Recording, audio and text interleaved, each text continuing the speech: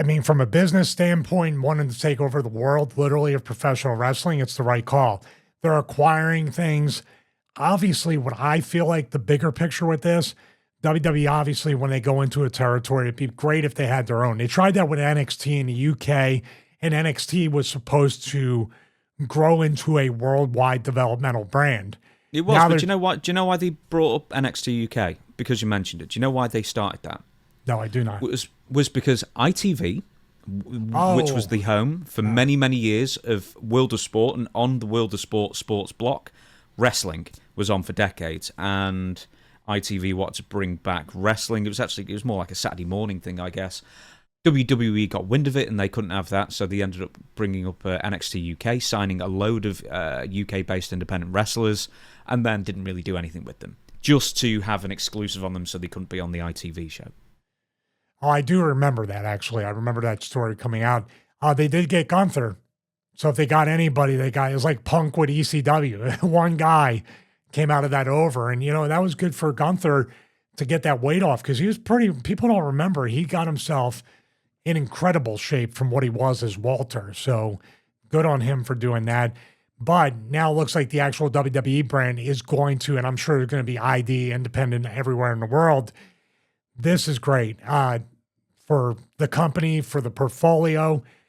This here, buying AAA, the ads, the corporate opening, like the sizzle reel opening of the company, they're getting ready to sell this thing in the next few years to Saudi Arabia or somebody. It just feels like they're building up assets for a sale. That's my thought, that maybe not this year, next year, whatever, but we have WWE, UFC, everything under UFC on the MMA world. They're trying to start the boxing league, which Saudi Arabia is involved with. You pointed out the bull riding, that was under Endeavor, but I think Endeavor, I don't know if Endeavor's dissolved now, and then they brought on the Professional Bullfighting League. And here's something else for you, Stevie, that I don't know if you know. They were actually selling, or I think they were doing this, where they were having a UFC show, a WWE show, and a professional bull riding league show, all on one weekend, all in the same city. So they're trying to sell everything as a package. So, and obviously the best seats will go to the people who buy tickets to all three as a package first. So they're trying to, they are buying assets. They're buying assets to jack up the value, but what's the end game? So you're saying you think WWE are going off to Saudi Arabia or the highest bidder? Absolutely, because that person, that right-hand man to the royal family in Saudi Arabia, was in the crowd at WrestleMania 41. Yeah, Turkey Al-Sheikh or something like that, I think. So he's there as a representative, looking everything over, probably reporting back. I have no doubt. I think the Crown Jewel pay-per-views was basically the dipping the toe in the water, the alpha beta test to see if Saudi Arabia wants WWE. They'll get UFC now. They wanted UFC at one point. They already have the working relationship. They're buying up this? I have no doubt. They're working with TNA. They're going to probably buy the TNA library or the company as a whole. And I have no doubt eventually, when AEW gets to the point that everybody keeps predicting, that'll come with that, and then Saudi Arabia will literally own the entire world of wrestling. But in the meantime, they're going to let WWE acquire Mexico, South America, Europe, all these different places for a worldwide brand that Saudi Arabia is basically the TKO right now. They will be the TKO of the entire professional wrestling world. This was we can get to more localized to Mexico, I guess, but this was my worry, is that they're stockpiling assets for one giant sale, because when Vince seceded, control, I guess you would say, and then the conglomerate of TKO was invented, that was my biggest worry, that Ari Emmanuel, Mark Shapiro, and whoever else, Nick Khan, only saw this as another investment. Nick Khan, maybe not. He's got more of an affinity with professional wrestling. Obviously, you can hear it when he talks. But the other guys, all they see it is just stocks. Just something to, eventually grow their wallets even fatter, and to be damned with the consequences when they eventually get sold to Saudi Arabia or whoever it may be, who will absolutely not care anywhere near as much as the current regime or the original regime with the McMahons. Well, it feels like there's less care for the product as time goes on and it switches hands. By the way, that's their job. That's Ari Emmanuel. That's Nick Khan's job, although we talked about on the WrestleMania special, he was an usher. Him and The Rock are childhood friends. He is more of a fan of wrestling, but also Nick he's a shark. He's a businessman. That's all he is. And everybody involved with TKO, WWE, UFC, let's throw Dana White in there and everybody like that. Everybody is looking at it like a business. That's all it is. If you were looking to take great care of the product, then you would, because you'd be losing money. But they're not losing money. So who are we as old-time podcasters? Who are we to tell them how to run it? I say it all the time on Russo's show. Whenever we book these alternative angles and they should do this and they would make this money. It's like, guys, they're literally printing money for the least amount of effort. Who are we to tell them? Now, sure, they can make 3 times more if they really made something that people could be, this is legendary, and I'll be talking about this for 10 or 20 years. But I think that's gone. The Cena heel turn was kind of the last creative effort to really boost a new era in WWE, and they didn't do it. So let's get to AAA specifically. I mean, once again, it's an enormous news. I don't know if Conan's going to get a payoff. I got to correct you. Yes. We get to the Triple H press conference, and you called him Triple H.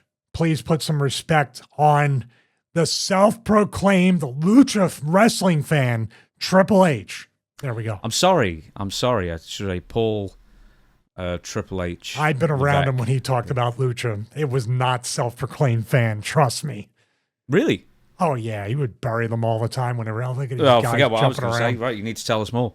No, he would just, like anybody who came from Killer Kowalski's school, would look at that and go, this has no psychology. You just went sideways and threw it. I've seen this. I've heard it with my own ears. And he's right. When he said that, like this, they're just doing like dancing, choreographed dancing. It's gymnastics, because it's Cirque du Soleil. These are comments from that era. Not all his, but definitely. I'm a fan of the athleticism of lucha libre wrestling, of Mexican wrestling, of anybody that can do stuff that I can. But when it doesn't make sense and you're just doing it for the sake of doing it, then it's just like, whatever. You do that. It's cool to have it on the show. I'm just not, I'm not going to sit there for 15 minutes watching this. And that's what that guy would say as well. Do people change? Yeah, but wrestlers that get older. Yeah, but everything's Cirque du Soleil now. It's true. So he's saying he's a fan of WWE. I guess so. I'm not calling him out and making fun, but it's just that thing of, dude, this is Triple H and The Rock have dominated this episode. I'm sorry to interrupt. They have dominated this episode because they have contradicted themselves and done so much double speak in their interviews. It has to be pointed out. And these guys are doing this to each other. They're more alike than they realize right now. Maybe that's why they don't get on. I'm presuming they don't get on. But, when just two people are just... What was it, Triple H and CM Punk a week or two ago, and Triple H was doing an interview, or CM Punk was doing an interview, whoever it was, and he just said we probably didn't like each other for so long because we were probably more alike than we realized. Well, that's why it's great we get along. So, you're smart, I'm stupid, you're young, I'm old. I love cats, you could care less. So there. I'm indifferent. It's funny, my next door neighbor, apparently his cat disappeared, right? And my dad's advice to him was, go down to London, there's thousands of strays, pick up one of them. Oh my God, you heartless sons of bitches. You don't do that. Although I want to go to London now if there's that many stray cats. Yeah, get yourself a case of fleas with them as well. Right, okay, with Conan, he's been the booker with AAA for quite a while. Do you think whether he gets a pay rise or a nice severance package, whatever it is, do you think he'll finally buy a working microphone? Yeah, I didn't throw that last part in. Yes, I do. I'm just still astonished in this day and age that they're still using cup and string to record their podcasts. Let's focus on the actual story here. So yes, okay, I'm sorry. I don't know what I don't know what Conan's relationship is. I can't think it's too bad because he did induct Rey Mysterio in the Hall of Fame not too many years ago. I don't know. He criticizes both companies. Being a fellow all-time podcaster like us, he seems to be very objective with everything. And also, I think he's told stories about some of the backstage craziness of AAA and the stuff he's had to deal with as a booker. There's been the Vampiro type of stuff back and forth. That's beside the point. But that also could factor into, is Conan an asset or a liability? Is Conan politically liked or politically hated? These are very deep questions. I don't know if he's good with The Rock. Does that mean Triple H won't hire him? If he's good with Triple H, does it mean The Rock? There's all these different layers that have nothing to do with Conan, by the way. Or does Ari Emmanuel or anybody that's in the inner circle of The Rock feel like there's a Mexican television producer that would do a much better job of AAA writing the story or a TV writer than Conan? I don't know. What are your thoughts? Do you think they're just going to keep them there until they get to the level they want, then they let them go? Who knows? Who honestly knows? Because are they going to send WWE guys down there and say, hey, we know Lucha Libre better than... Here's the thing as well, right? I don't know too much about Lucha Libre or AAA or CML apart from some vague overview, basically.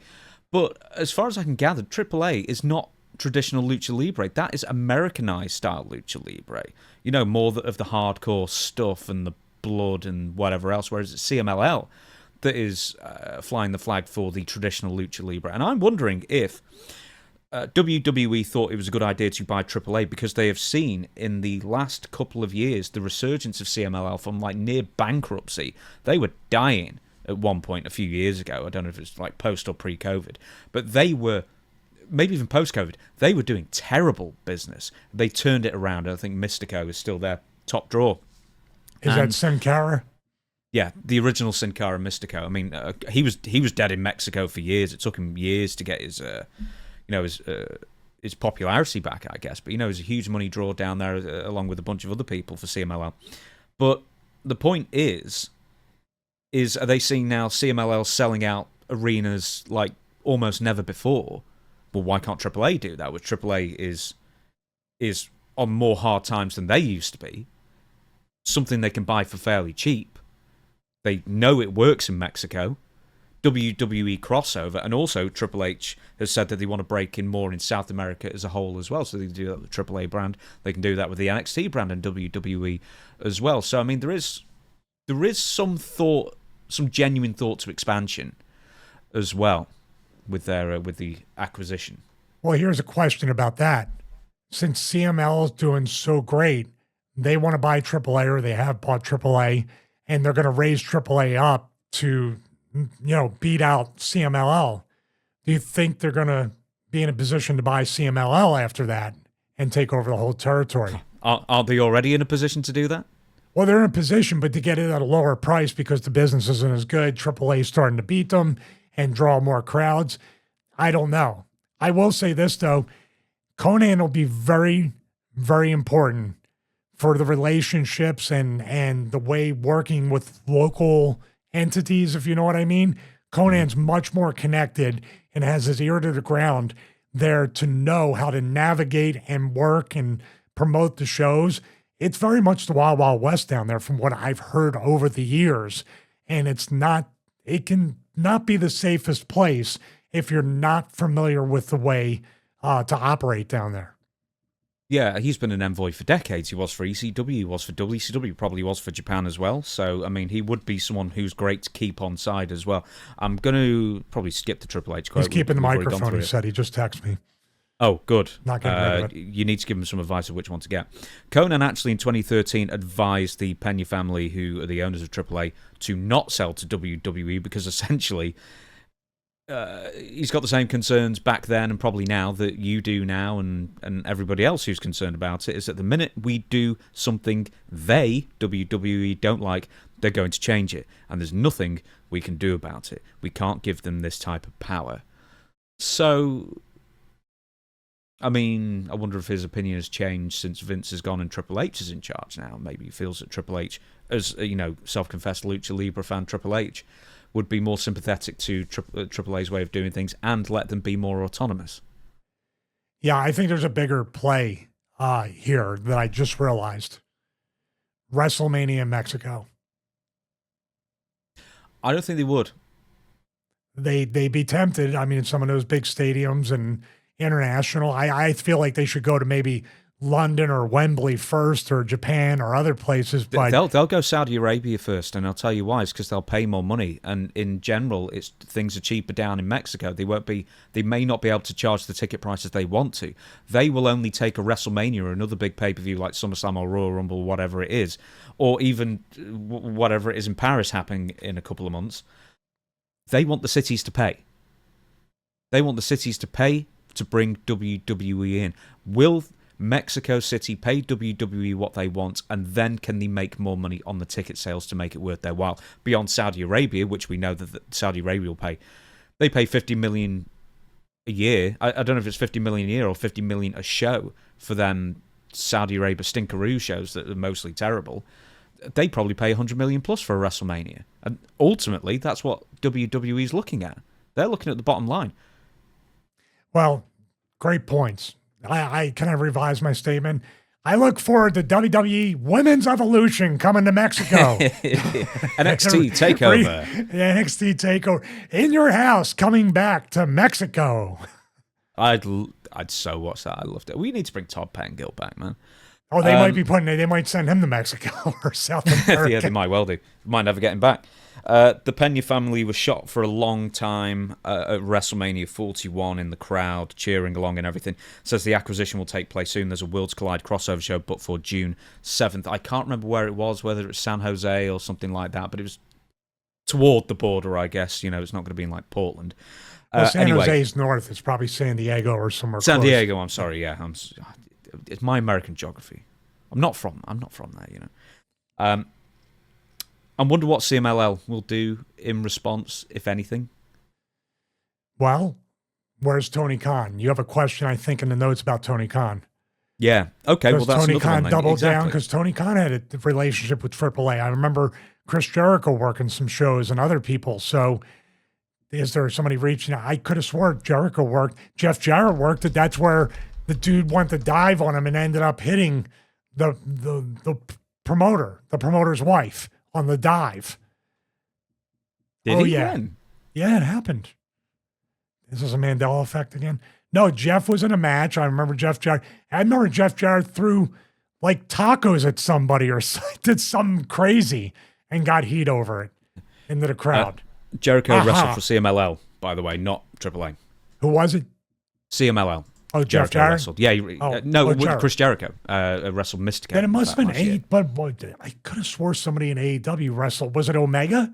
Or is that CMLL as well? I think that was CMLL as well, because AEW was sending like Claudio Castagnoli and people like that to CMLL last year. Okay, well, then so. I got to say this then, because when I watched it, and this is a compliment to CMLL. When I watched it, I assumed it was AAA because of the crowds, and they were drawing numbers. It looked like a good full house.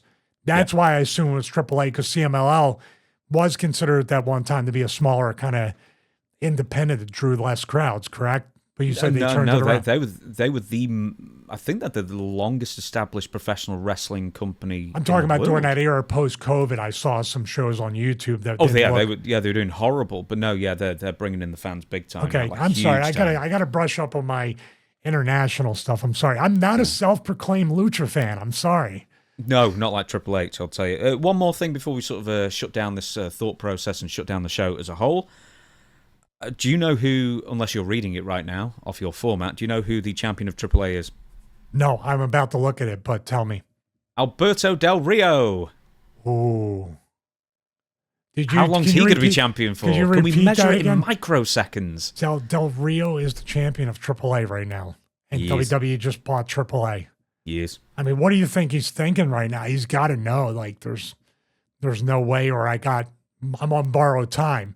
Could we see Del Rio drop it or just leave for CMLL? I can't think that he will be there for that long with his checkered legal history, shall we say. Because at some point, WWE will stick the roar in and say, we can't have him associated with TKO. Do you think I mean, I'm sure Hunter would clue them in, but the TKO is probably not even aware to connect those dots. That's what people like Hunter and other people are for. Yeah, the big Lucha Libre fans. But do you think he's going to stick around? I don't know. I mean, that's the thing too. Like, obviously, you talked about things that have happened, and it's tough. I mean, that's like the Vince thing. Obviously, Vince thing's a lot more up there, but you want to take away the guy's ability to work anywhere. I don't know. AAA took a chance on him. Now he's the champion, so there must be some kind of drawing power for Alberto El Patron, right? That's what he calls himself down there. He does. So, I got it. But he must draw some money. People aren't boycotting the shows because he's the champion or even evolved. So there has to be something to him down there that they can benefit. I know the problems. It's a tough thing. I don't know. I was going to say, you also need to read into the kidnapping case into Alberto El Patron. I do. Yeah. I was going to say, you say it's not Vince's level. If that's true, it kind of is, actually. But there you go. Right, so one person actually wrote into Dutch's show, but I'll say the same thing. A fella wrote in and asked, now that WWE has bought AAA, should AEW purchase CMLL or even consider buying New Japan Pro Wrestling? Where does Tony Khan go from here? And that's a good point. I wonder if he's already made overtures to try and buy New Japan already, because if nothing else, that is decades and decades worth of archive material. Yeah, but didn't The Rock say they want to buy New Japan? What did he say? No, he had a T-shirt on a few days ago. Oh, you were He saying posted a video. He was hats. wearing the T-shirt and looking at a Rubik's Cube. And apparently just another red herring, which I figure out he's got absolutely no idea what that means, or he's just trying to throw fans off, or is he playing 4D chess? I wonder if it's on the same level as people that post and go, so sick of this. And then we would comment, sending hugs. That's cryptic things like that. Like, here, I'm gonna do this.